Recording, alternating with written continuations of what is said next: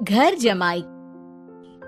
विकी को हमेशा किस्मत ने उसकी मेहनत से ज्यादा दिया।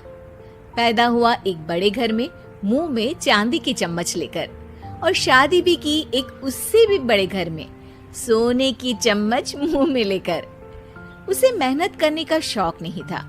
एक शौक था, वो भी घटिया शायरी करने का। उसकी हर बात शायराना ही होती थी। जैसे कि एक दिन, दूर से देखा तो चांद पे दाग था, दूर से देखा तो चांद पे दाग था, पास से देखा साबुन का छाग था। ठोको ताली। अरे ऐसी शायरी करोगे तो ताली तो पता नहीं, कोई तुमको ही ठोक देगा।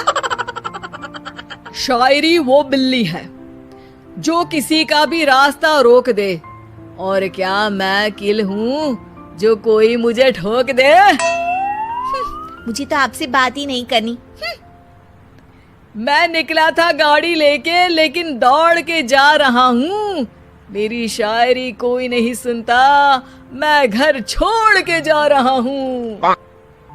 धीरे बोलिए जी, मम्मी पापा को पता चल जाएगा तो तुमको सच में तुम्हारे मायके भेज देंगे। सस्ते साबुन से मेरी कॉलर चमकी नहीं, सच में चला जाऊंगा, मेरी बात कोई धमकी नहीं। अगर शायरी ही सुनानी है तो सुनाओ, लेकिन कोई काम धंधा भी तो करो। मेरे पिताजी के पास बहुत पैसा है, तो घर जमाई बन के खा रहे हो, और कल जा रहे हो ना अपने मायके, तो आज ही चले जाओ मेरी बला से। हमें तो अपनों ने लूटा, गैरों में कहाँ दम था हमें। अरे चुप हो जाओ, तुमको मिर्जा गालिब की कसम। अरे जाना है तो जाओ, लेकिन पहले मेरे मम्मी पापा से मिलकर जाओ, वरना वो क्या सोचेंगे। लेकिन विकी अकेले ही अपनी कार लेकर अपने मायके यानी कि अपने खुद के घर पहुंच जाता है। अरे बेटा, तू अचानक, बहू कैसी है? अरे माँ, बहू तो बिल्कुल बदल गई है, मुर्गी हाथ से निकल गई है। अरे क्या हुआ बेटा? उसकी आती नहीं है, मेरी जाती नहीं है। मैं करता हूँ शायरी, उसे भाती नहीं है। मेरे पास उसका फोन आया था बेटा, सही कह रही है वो। तुमको काम करना चाहिए, तभी तो इज्जत मिलेगी। घर जमाई बनके सास ससुर के पैसों पर कब तक ऐश उड़ाते रहोगे? मेरी जिंदगी में हर तरफ से उंगली हो रही है, फोन पर मेरी चुगली हो रही है। अरे चुगली नहीं कर रही थी बहू, वो तेरा भला चाहती है बेटा। सूखे हुए कपड़े को भी गीला कह रहे हैं लोग, चुगली करने को मेरा भला कह रहे हैं लोग। ठोको ताली। ये सुन के माँ अपने हाथ से अपना सर पीट लेती है। अरे माँ, ताली की जगह माथा क्यों ठोक रही हो? बेटा तू ना आराम कर, तेरे पिताजी भी आने वाले हैं, खाना लगा देती हूँ।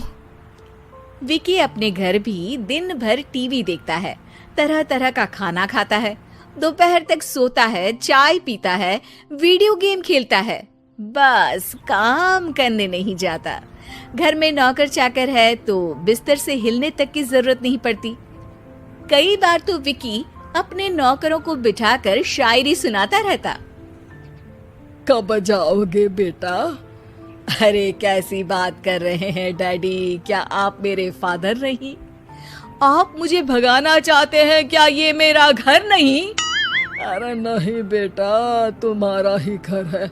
हम तो चाहते थे कि तुम यहीं रहो और मेरा काम आगे बढ़ाओ, लेकिन तुम ही चले गए घर जमाई बनने। अरे मेहनत तो गधे भी करते हैं, मैं अच्छी किस्मत लेके पैदा हुआ हूँ, मैं घर जमाई हूँ, ससुराल का फूल गेंदा हुआ हूँ। ठोको ताली। पिताजी और माँ सच में ताली बजा देते हैं।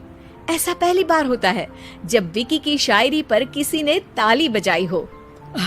अरे आप लोग सच में ताली बजा रहे हैं?